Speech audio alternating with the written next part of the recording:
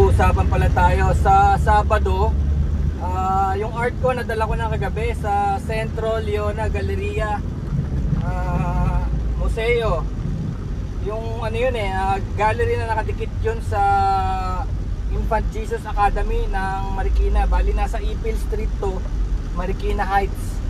So tatakbo yung art na yun. Meron kasali ako doon, merong art doon na tatakbo yun mula November 8 hanggang January 2026. Ang tema itong ko sa Christmas, Sabsaban or Manger.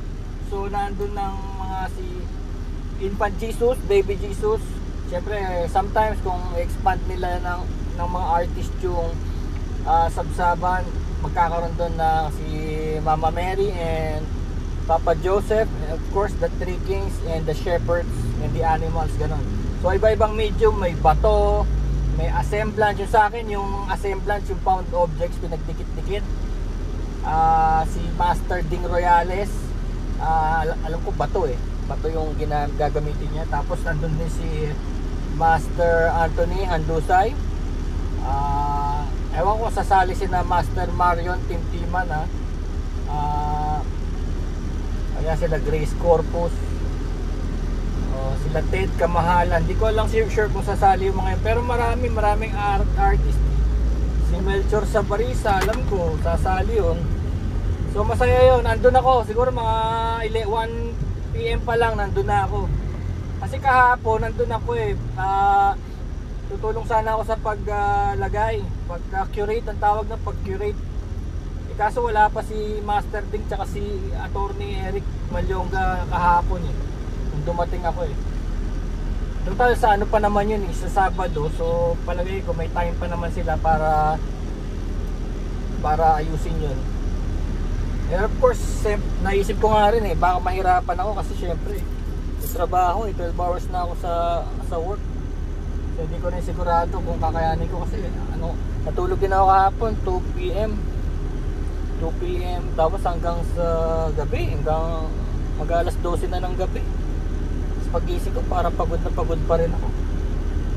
Ganun talaga buhay sa mga BPO So yung kwento pala ng BPO natin, ito yun, nangyari kasi nung after pandemic.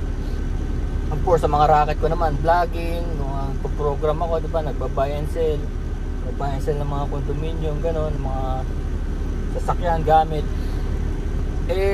Nung pandemic, sinasuggest sa akin ni Google mismo, kasi syempre creator ako, meron kaming creator channel. Sinasuggest sa akin ni Google na pumasok daw sa gaming, kaya ako nagkaroon ng gaming channel, yung Pinoy to Universe. Tapos sa cooking, malakas din daw yung cooking, pero hindi ko naman talaga matutukan, hindi kagaya ng mga ibang cooking channels na talagang sumikat sila, sina Panlasang Pinoy. Yan, sila yung nagsasuggest din ng channel ko pag may pumupunta sa channel nila. Kaya yung mga cooking channels ko na Caldereta, Babe Caldereta, yun, maraming viewers, saka maraming kinita yun dahil kila Panlasang Pinoy. At saka sino po ba yun? Ngayon kinuha na sila ng Nor dahil dun So yun, tuloy pa rin yun. Kaya lang medyo magastos kasi gumawa ng mga cooking videos na talagang pulido, Of course may mga editor sila, ako walang editor, napaka-busy ko na. Tapos syempre multiple angles. Ganun din sa travel, Sa travel makikita mo yung iba talagang nakakabili na ng mga gamit, kaya medyo interesting yung mga ginagawa nila, tsaka marami sila. Kaya ako basically mag-isa lang. Ngayon dito naman sa pag-search ko sa YouTube tungkol sa kung ano ba yung pinakamalalaking industriya sa panahon na to. Last year ako nag-search that's 2024. Ang sabi is art and BPO. Yun ang sabi, art and BPO.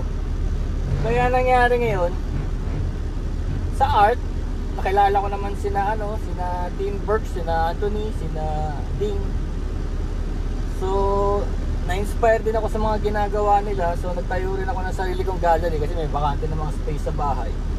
Yung isang office doon, ginawa ko ng gallery. Ang pangalan, Herrera Art Gallery. Hindi pa siya ganun kasikat, pero open naman yun pagka magpapaschedule lang kayo kung gusto nyo makita yung gallery. Sa Marikina Heights Herrera Art Gallery, that's my gallery. Kasi sabi nga, may pera daw sa gallery. Lumalabas, nasa $90 billion industry. And another $90 billion industry is the BPO. So wala akong kaalam-alam sa BPO. Ang alam ko lang, yung anak ko nasa BPO. May asawa na rin yun eh. So yung asawa rin niya nasa BPO. Matagal na. Siguro kung mga years na, meron na. Pero syempre, hindi ko 40 yun. Ngayon, pag search ko sa Google, sa YouTube, nakita ko, kung gusto ko mag-search tungkol sa BPO, nakita ko yung Metacom Careers. Nakalagay Metacom Career. So yun, sinundan ko ng konti yung channel nila. Tapos, ayun, sinabi nga yung mga types na, kasi wala akong kaalam lang, sinabi pa nga yung mga types ng mga BPO. Ang ginagawa ng mga yun, pumupunta sila sa labas ng mga BPO kasi inaantay nilang lumabas yung mga empleyado sa Cubao, sa Makati, sa PGC. Tinatanong nila kamusta ang buhay ng BPO. Ito mga bayaning puyat, tapos magkano ba sweldo, ayaw sabihin. Tapos may mga terminology sila, mga TL, OM, sinasabi yung TL pala yung team leader, yung OM yung operations manager. So mga ganon, mga OD, operations director, ganon, department head. So ang ginawa ko ganun, sabi ko, gayahin ko kaya itong Metacom Career. Magabang din kaya ako sa mga labas ng BPO, mag-i-interview din ako. So ang una kong pinuntahan, sabi ko yung pinakamalapit dito sa may amin, Accenture, diyan sa bayan, sa may Markinton, meron diyan. Actually, yung Accenture na yun is only 5 kilometers away from sa bahay. 5 kilometer. Eh pag ikaw pala ay dumikit diyan, napakaraming hiring dyan. Talagang bala ko talaga mag-i-interview lang. Diretso na po kayo, qualified po kayo. Kung ko dyan sa interview, sinabing ganun, pwede po kayo kahit wala kayong dalang resume, biodata, ganun, interviewin lang muna kayo. Walang hiya, pumasa ako agad. Sa edad ko, sa age ko na to, pumasa pa ako agad. So doon ako namulat na wala pala talagang age limit. Wala pala siyang talagang age limit. Doon nagsimula na roon. Pumasa ako doon. Inabot nga ako ng gabi doon dahil pala yun eh, pagka hiring agad eh. Ganun palang style doon eh. Pag ka, hiring ka agad. 24 doon lang sa araw na yon. Sa gabi pa talaga sila sa umaga pa talaga, dito na sa gabi traffic. Pagkakaklak yung pagtatrabaho nila. Kaya lang sa gabi naman maluwag naman. So ganun nga nangyari dun sa hindi pala Accenture, sorry hindi pala Accenture yung nandito, Alorica. Tapos medyo nagduda pa nga ako nung unang yon. Last year yun this is last year September. Sometime in September 2024. Sabi pa nga sa amin, sumakay kayo sa van, sabing ganon. Kasi dun sa mismong opisina nila, wala na raw computer, punong-puno daw, pula na raw. So nagtaka ako, sabi ko ba't pinasasakay kami sa van? Ano ba to? Ibang klase to. Pupunta na kami sa isang lugar out of the building. Alam mo kung saan kami nagpunta? Sa computer shop na sa may palengke. Nirentahan daw nila yung buong second floor ng computer shop. Doon kami interviewin, typing test, everything, voice test, lahat, typing speed, interview. Doon kami dinala. So sabi ko parang ano ba klase ito? Parang shady, parang hindi konektado rin sa mismong company na Alorica. Yung pala, totoo nga ganun nga talaga. Tapos meron pa nga kami yung show up fee, binigyan pa kami 1K. Binigyan kami 1K para lang dun sa araw na yun na pumasa kami. Tapos ayun, pinagantay lang kami ng ilang linggo para so pumasa ako doon. Pero totoo niya, first time ko, bagal ko mag-type dahil mabilis naman ako mag-type, kaya lang matagal ako na tengge. So bagal ko mag-type, di ko makuha yung 30 words per minute na sinasabi nila, no? Tinulungan ako nung nagbabantay kasi alam niya may potential ako dahil magaling ako magsalita, mag-English. Kasi 5 years nga ako sa Middle East, di ba? So magaling ako mag-English. So inano na lang nila yung typing. Tapos yun nga, antay-antay. Di sige pa rin, sabi ko, ano ba to nangyari? Wala akong na-interview. Kung hindi nakapasok ako, nakapasa. Kasi no way ka mag-interview. Ang daming alam mo yung headhunter, ang daming nag-aalok-alok doon. Sasabihin, dito na po kayo. Kala mo nag-aalok ng mga lupa, ganun, real estate. Either sila interviewin mo o hindi ka nila pagkakawalan kasi nag-uunahan sila. Ang dami talaga, parang merong kumikita sa referral fee sa loob. Nininegosyo nila, iba talaga Pilipino.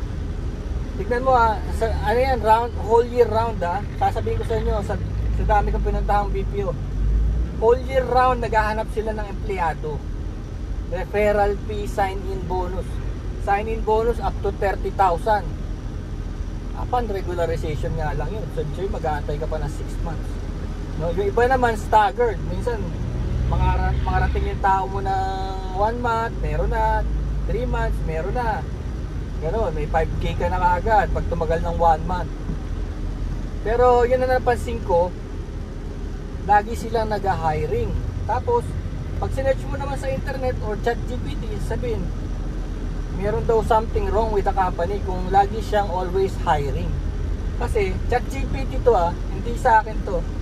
ChatGPT sinasabi niya, ibig sabihin ayaw nyo ng i-maintain yung mga taong may experience na sa inyo. Yung alam na yung trabaho. Bakit constantly kailangan mo mag-train for 30 days? 30 days kami nagtitrain tapos syempre pag nag-training yan, mabagal pa yan sa simula. Kagaya namin, first 5 months hindi pa rin naman kami ganun kabilis, di ba? So hindi kami nagpapakinabangan, unlike yung mga tenured na tinatawag naming matagal na, yung mga naka 1 year na.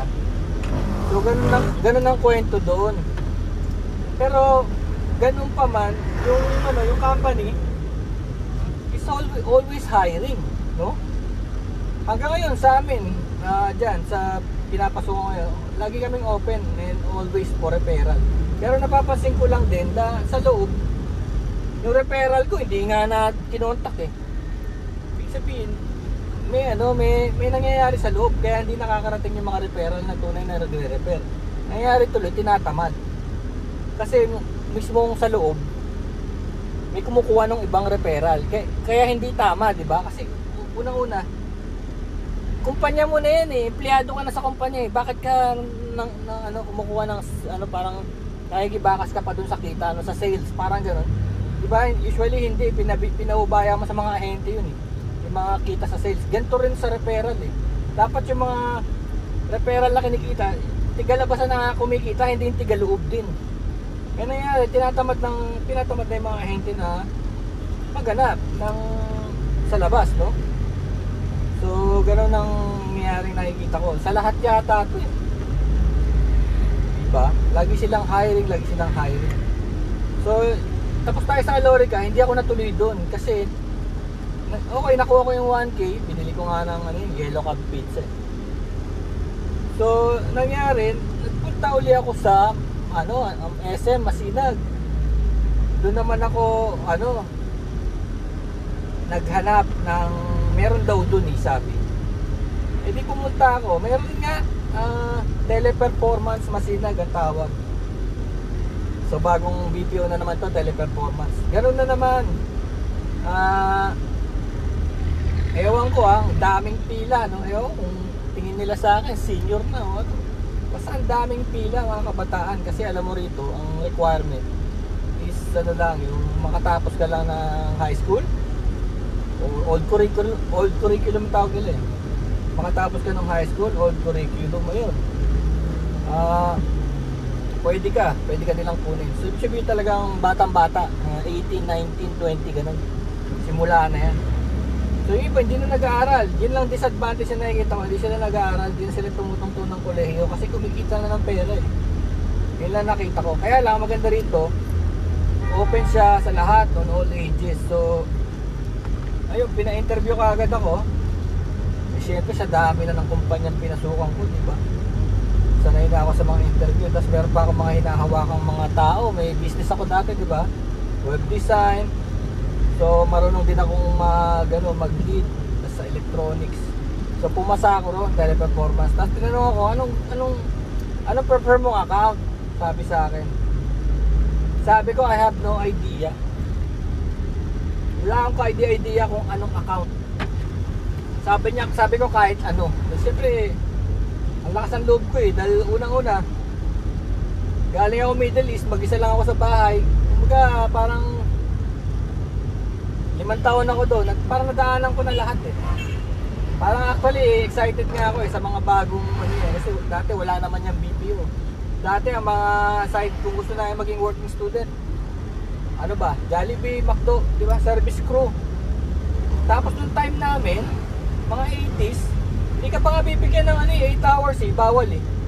Pag estudyante ka, hindi ka bibigyan ng 8 hours. 4 hours lang.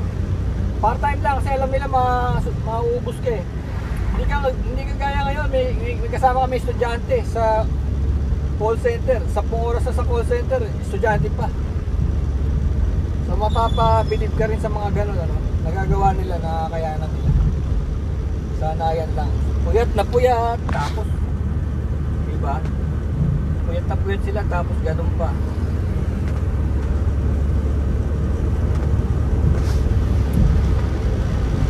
Saka pala buti hindi na tumuloy yung bagyong Tino.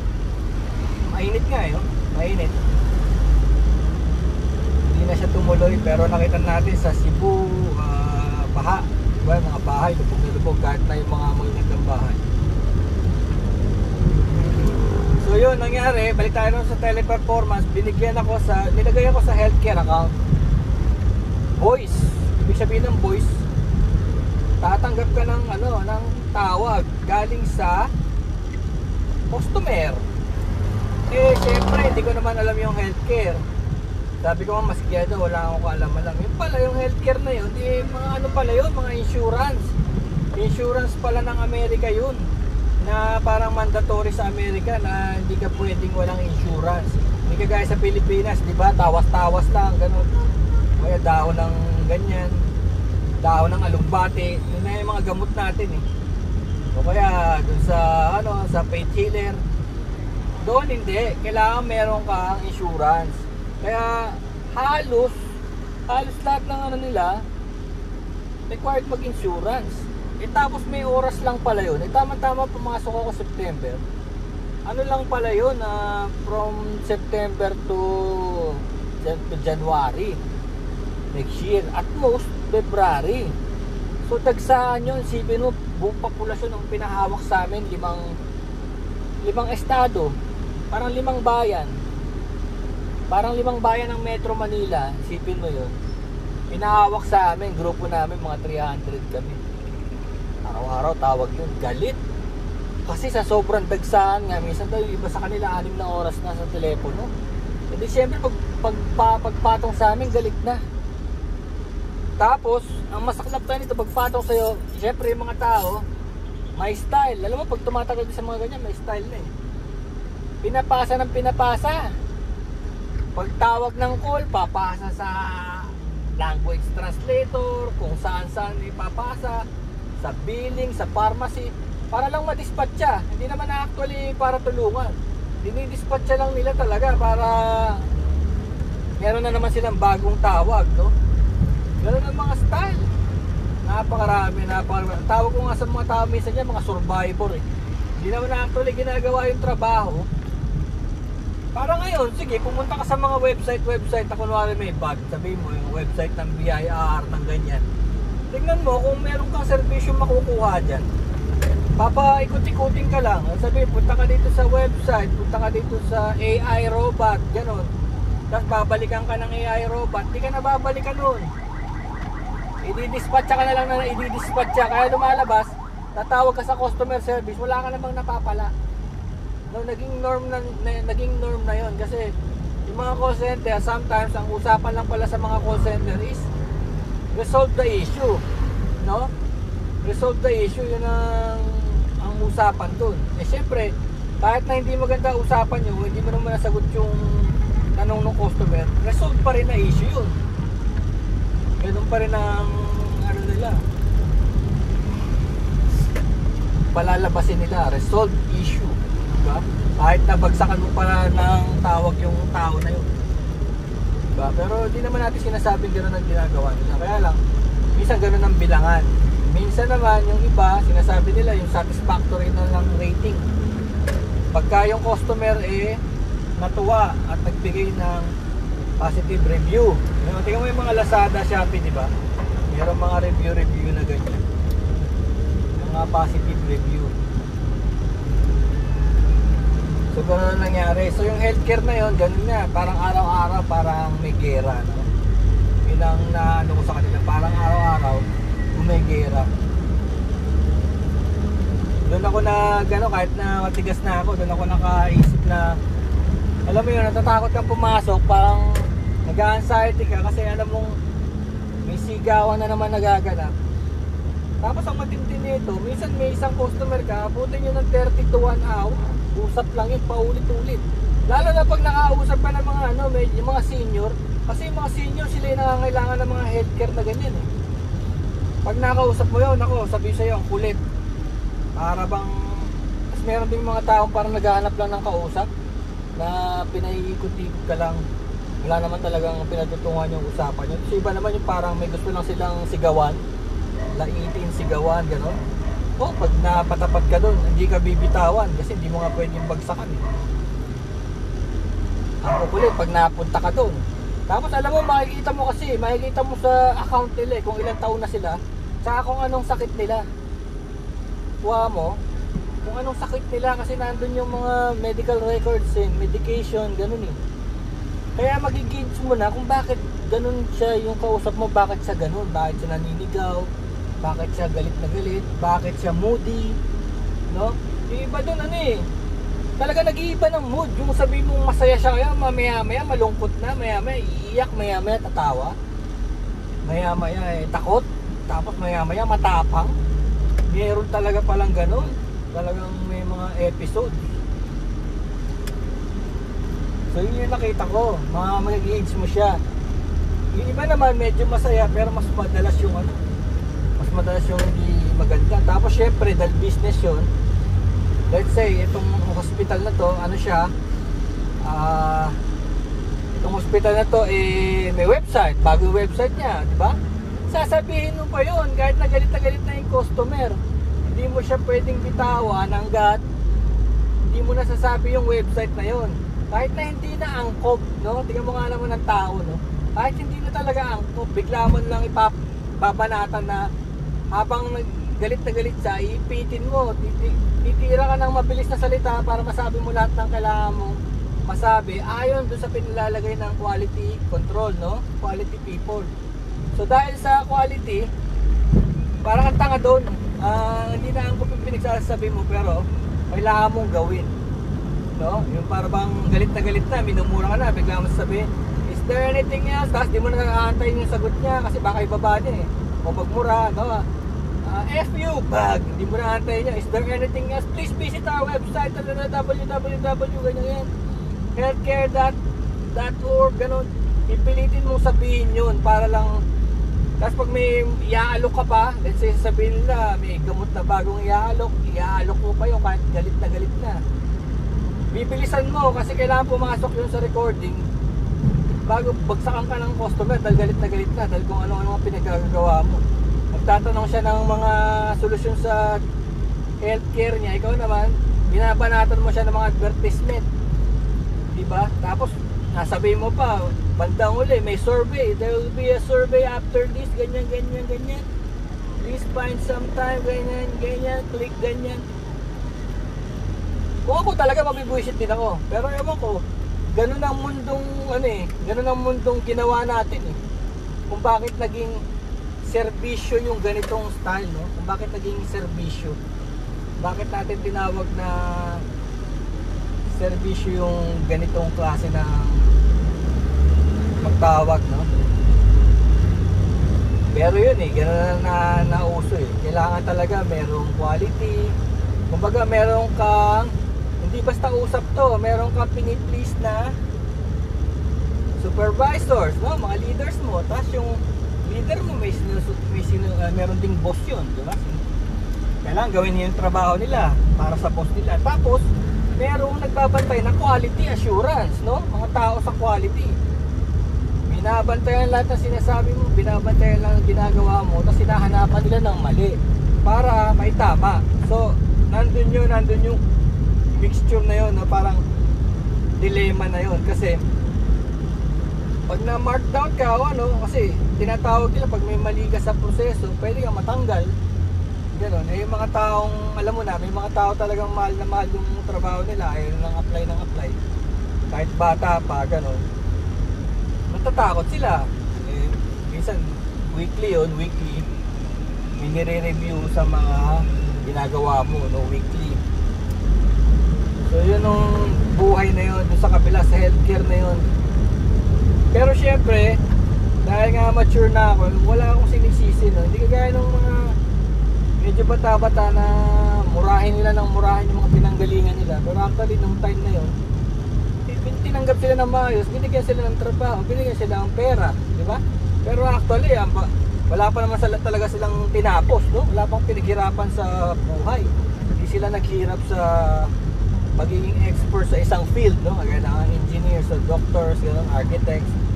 Sila out of parang hilaw pa, out of high school.